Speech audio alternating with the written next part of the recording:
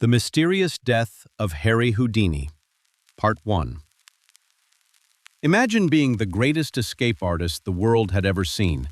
A man who could break free from handcuffs, locked prison cells, underwater tanks, and chains that seemed impossible to escape. Millions believed he was unstoppable. But 100 years ago, something happened that no one expected. Harry Houdini escaped from every trap life threw at him, except one. His final mystery has remained unsolved for generations. Did a single punch really kill the world's greatest magician? Or was there something much darker behind his shocking death? This is the true story of Harry Houdini's final days.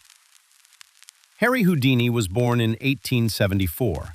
Although many people believed he was born in America, he was actually born in Budapest, Hungary. When he was still a young child, his family moved to the United States in search of a better life. Life was difficult. His family struggled with money, and young Harry worked many jobs just to help support them. But deep inside, he dreamed of becoming someone extraordinary. As a teenager, he became fascinated with magic. Not the kind of magic involving supernatural powers, but the art of illusion, skill, and impossible escapes. He practiced every single day. He studied locks. He learned how handcuffs worked. He trained his body to stay calm under pressure. Most people saw locked chains. Houdini saw puzzles waiting to be solved.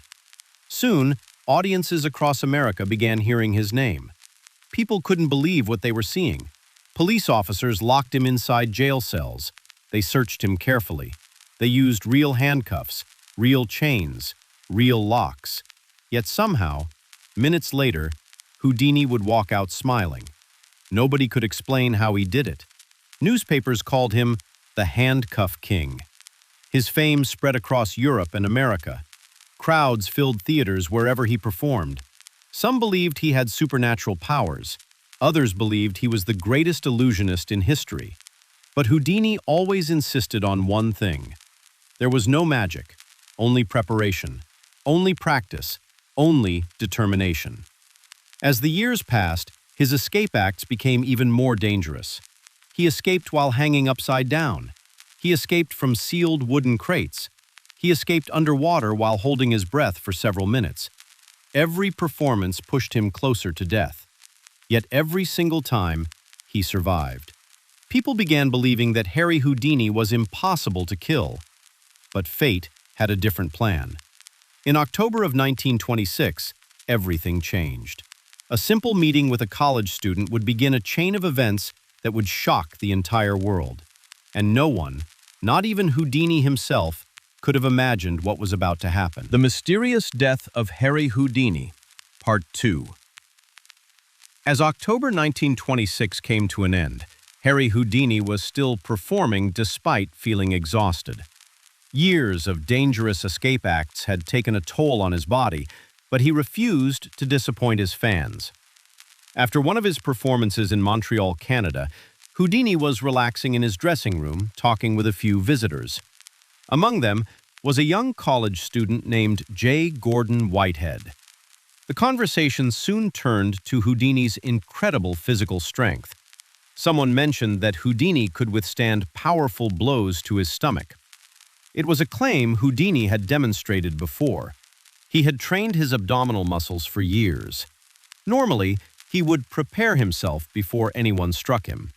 He would tighten every muscle in his body. Only then would he allow the punch. But this time, everything happened too quickly. Without giving Houdini enough time to prepare, Whitehead suddenly threw several hard punches into his stomach. The blows were powerful. Witnesses later recalled that Houdini looked surprised and uncomfortable. He stopped the student only after several punches had already landed. At first, Houdini brushed it off. He was known for enduring pain. He believed he could simply continue working. But over the next few hours, something felt terribly wrong. The pain in his abdomen grew worse. It became difficult to stand. Walking became painful. Even so, Houdini refused to cancel his performances. He believed the show must go on. Despite severe pain and a high fever, He traveled to Detroit, Michigan, where thousands of fans were waiting to see him perform. Few people in the audience realized how sick he truly was. Behind the curtain, Houdini struggled to move. Every step caused intense pain. Yet once the performance began, he pushed through it. The audience cheered. They had no idea they were watching a man fighting for his life. After the show, Houdini finally agreed to see a doctor. The diagnosis was alarming. His appendix had ruptured, causing a dangerous infection inside his body. The doctor urged him to undergo emergency surgery immediately. By then, valuable time had already been lost. Houdini was rushed to the hospital. Doctors did everything they could to save him. Friends, family, and fans waited anxiously for good news. But Houdini's condition continued to worsen. The infection spread rapidly throughout his body.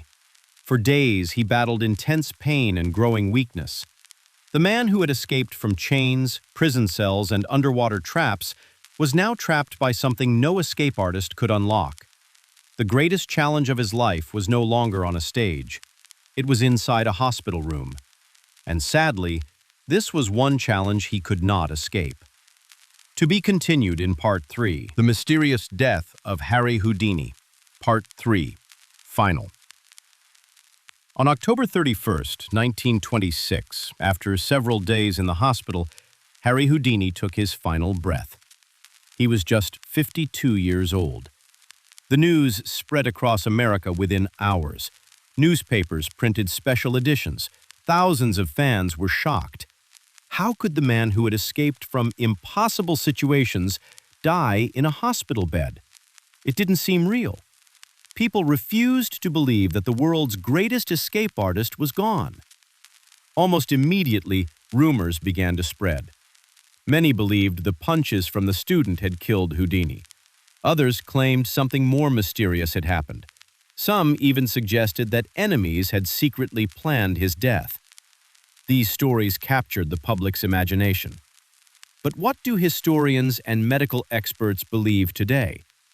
Most experts agree that Houdini was already suffering from appendicitis before he was punched.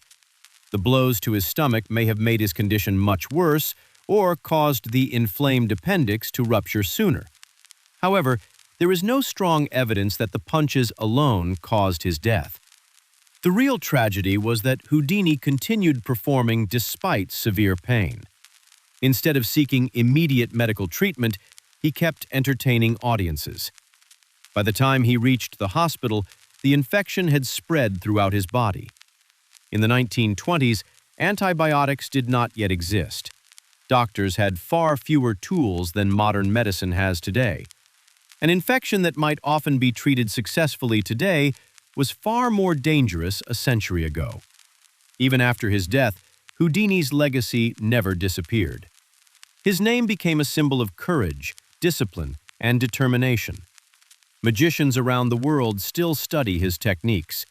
His escape acts continue to inspire performers nearly a century later. Every year, people remember the man who made the impossible look easy. But perhaps the greatest irony of all is this. Harry Houdini escaped from handcuffs. He escaped from prison cells. He escaped from locked boxes beneath the water. Yet he could not escape the limits of the human body. His final performance wasn't on a stage. It was a battle for survival. And it was the only escape he never completed.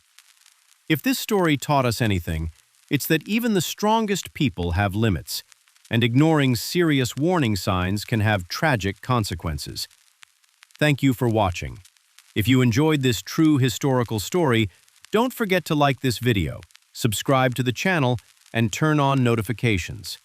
Because next time, we'll travel back another 100 years to uncover another incredible true story that changed history.